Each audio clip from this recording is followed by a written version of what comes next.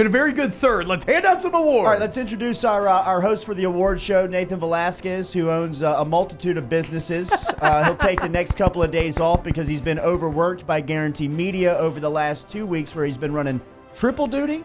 Has it been off the bench, hanging with Hester and AFR in the That's afternoons? the way it's gone. Throw a podcast or two in there, and you've got the workload. Yeah. Wow. And he, like you said, he runs business, long-distance relationship. He's got a lot going on right now. Yeah. And he's our award MC. There you go. And on the side, he can wash your windows. Also, wash your windows. Cash That's business. the one. That's the main one. Just a cash business. Don't look into it. All right, Nathan, our first award. All right. So we are 4-0 in the season, and let's start with the offensive MVP. All right. Jordy, you want to start? Yeah, I'll start here. I mean, take one of the wide receivers here because I think we have an MVP for the overall We have an overall team MVP. coming up here. So chill out, everybody. Offensive MVP. You take Justin Jefferson. I'll take Jamar Chase. I'll take Jamar Chase. You take Justin Jefferson. agree. It doesn't matter. You can also throw Terrace Marshall really into this mix if you'd like. I know that the foot injury last week, devastating for him as he'll miss a couple of weeks here. But this wide receiver core has been fantastic. Chase on the season, 20 receptions, 397. He's averaging 19.85 yards per catch, 5 touchdowns. He had 4 last Saturday, 132 yards per game, which leads the conference. Yeah, it's crazy that Chase has amassed these stats in one less game than everybody else has. What's also crazy is how similar Jefferson's numbers are. He has 1 more catch at 21 catches, just 7 more yards at 404. He himself is averaging 18.6 yards per catch, Jordy, and he also has 5 scores. Unreal. Congratulations to Justin Jefferson and Jamar Chase, your offensive MVPs. The awards for the defensive MVP goes to? I would Tyler Shelvin here. Okay. I don't know how many choices there are, but I think Shelvin is one of them because he's been, to me, the most consistent of the front 7. And when I say consistent with Shelvin, I just mean that he's out there, his durability. He's only got 15 tackles. He's got no sacks through the first 4 games. He's got a tackle for loss. He had that pass breakup looking pretty athletic. And he's just moving around. He's out there. You know, Ogeron and the staff were really on him in the offseason to lose the weight, to take this season serious, and it looks like he has. So Shelvin, for me, is the defensive MVP through the first 4 games. Yeah, and he could almost, as a nose guard, he could almost fall into an unsung hero category simply because you're not going to be able to get a good view of what he does just through tackles because he is impacting the whole defense. However, my defensive MVP, and I thought long and hard about this. I'm trying to think about the most consistent performers, and there's a lot of guys that I like, but I kept coming back. Derek Stingley Jr. He is the guy. It sounds crazy, man, but when you talk about consistent performances, he currently leads the SEC with 7 passes broken up. Yeah. Shout out to Christian Fulton. He's actually second in the conference with 5. I mean, when you get to somebody that's not an LSU, it's all the way down there at 4. He's got 7 pass breakups. He's got a pick, and it's who he had to guard. Colin Johnson, a first 2-round pick on the road in Texas in his second game ever.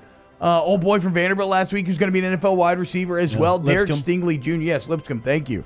Derek Stingley Jr., my defensive MVP. I've got an honorable mention here, and I mentioned Jacob Phillips, and I'll bring up Phillips again later in this award ceremony. But for me, Phillips leading the SEC in tackles. That's one of the stats that really, if I told you that out loud, that to me would surprise a lot of people because when I read that yesterday, that he's leading the conference with 37 tackles, that shocked me when I read it out loud. So for Phillips to have that type of production in a spot where we all recognize in the offseason you were never going to replace Devin White. Yeah. Right? And you're still not going to replace him. But to get that type of execution through the first month of the season, shout out to Jacob Phillips. Your LSU Fighting Tigers are 4th and 5th in the country, and the special teams MVP is? I'll start here. I think the obvious answer, we all know what it is. It's the freshman, Cade York. Zach Von Rosenberg never has to work anymore, so he has no chance of winning this award. But Cade York, as there was so much pressure on him, and he's been spectacular. He's made every big kick that he has had thus far. He's 7 for 7 on field goals. I believe he is 28 of 29 on XPs. He currently leads the SEC with 49 points in the year, 12.4 points per game. Shout out to Cade York. Little fun fact, looking up the top scoring players in the SEC, Jamar Chase is currently 3rd in the league in scoring. He is the only non-kicker within the top 6. So I think that Cade York is the obvious answer here, but shout out to a couple of other guys that are producing for this unit, talking about the special teams. Avery Atkins has kicked off 41 times this season. He's got 38 touchbacks. I mean, that is just an enormous weapon in college football. And I think of those 3 that weren't touched back, I think that they were like planned squib kicks or planned kicks to keep it in play. He led the nation last year. I'll see if I can see where he is. Efficiency or whatever the stat was, where, I mean, he's as guaranteed to make the opponent start at the 20 as there is in college football. And for me, that is just a tool, a weapon that you can't account for. And the fact that you have him for 2 more years.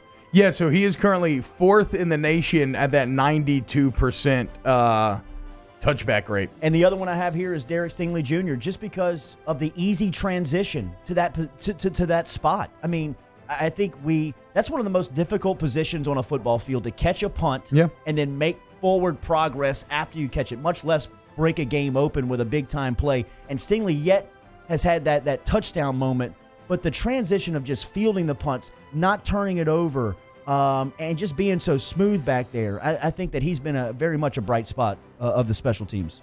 Cade York, your special teams MVP? The overall MVP. One answer here. Yeah. Right? I mean, this guy might be the best player in college football right now, much less his team, talking about Joe Burrow. The numbers are embarrassing when you talk about Burrow, especially from an LSU offensive standpoint. 80% completion rate, 380 yards per game, 17 touchdowns. He's tied with Tua in the conference lead there. He's second in the country with 17 touchdowns. LSU has scored 231 points through the first 4 games of the season. That is more points than anybody in this league's history. Not Johnny Manziel, not Cam Newton, not Eric Zier, not Tim Tebow, not any of these names that you've heard come through this conference has scored more points in the first month of the season than LSU's offense with Joe Burrow under center. Joe Burrow, by far, is the overall MVP for this team. I agree. The battle between him and Tua right now is awesome. How about this? You look at college passer rating, which nobody has any clue how it's formulated. It doesn't matter, though. Burrow currently leading the SEC at 225.63. Tua is at 225.27. So, I mean, these guys are 17 truly touchdowns. neck and neck. It is fantastic. Get to that November playing date with both those guys healthy, and it's an NFL football game. Yes, I agree. A little fun Avery Atkins fact I just saw. Because LSU scored so much, he is leading the nation in touchbacks by 10. If you're just looking at raw number, 38. We are a third of the way through this 2019 LSU football season, and we pick back up with the unsung hero. So I mentioned this earlier, Jacob Phillips, who was an honorable mention to the defensive MVP, to me is an unsung hero of this squad as well. As we mentioned in that defensive MVP breakdown, you were never going to replace Devin White, ever. His production, his ability, just the type of player he was. But with Phillips leading the conference in tackles through the first 4 games is a great start. I mean, to get that type of production from that position when you lose a guy like White, I think it's a compliment to Phillips. He was in a fierce position battle through training camp and through the offseason. And to see him starting off his junior year like this is a big deal. I would say, for me, this is basically the O-Lineman Award. I would say Lloyd Cushenberry, man. I have no great stats that you're going to be impressed with Cushenberry, but just in terms of the most irreplaceable players on this team, outside of Joe Burrow, I have Lloyd Cushenberry there, right there as 1B. Yes, Ed Ingram's return helps with Jason Hines out training behind him, but in terms of leadership, you heard Garrett Brumfield talk about him last week. Cush is the man, and he's got an offensive line that is vastly improved over last year, so give me Lloyd. And you know what? It's a shame that we haven't mentioned Cushenberry until this point of this awards banquet, because he deserves a lot more love. I made this award just to throw in Cushenberry's name. He deserves a lot more love on this team because he means much more than an unsung hero. We are 4-0 in the season, and out of those 4 matchups, the favorite play is... It's easy. The 3rd and 17 against Texas. A play that you can watch time and time again, and like an onion, it continues to reveal itself to you. The blitz pickup by Clyde, Burrow navigating the pocket, throwing off a 1-foot, Jefferson and the speed, the stiff arm, the setting.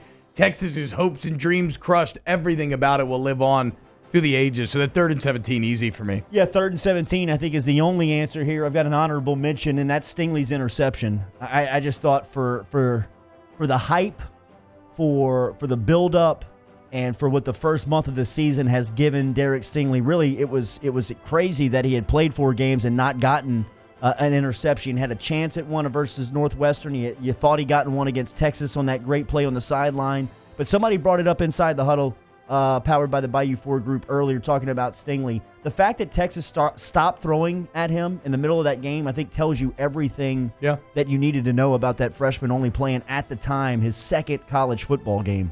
A month full of surprises, and the biggest surprise comes in as... So I've got a couple for this, T. This team's only been penalized 23 times. Great.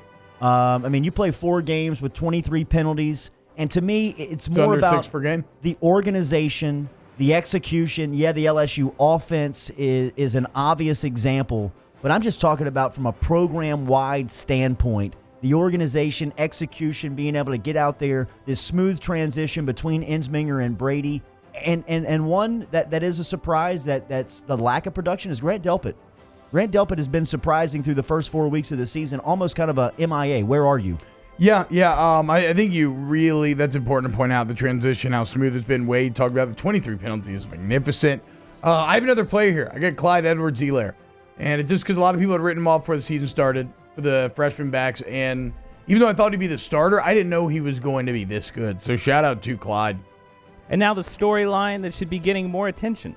So you mentioned this a couple times, Jordy. For me, this is replacing Devin White. I think when you look at this defense, injuries, missed tackles, everything that we've talked about at length, what we haven't really talked about is you are trying to replace one of the best LSU football players of all time. And I don't think you have anybody right now on this defense that can make the plays that Devin White was making last year. When you think about some of the tackles that he chased down from the opposite side of the field, the overall leadership qualities that he brings, part of the defensive step back, I believe, is simply the Devin White absence. Yeah, and look, I agree with that. In replacing Devin White, that was an impossible task for a college football team, but the way that they've done that has been tremendous, whether it's been Phillips, Queen, and Damone Clark.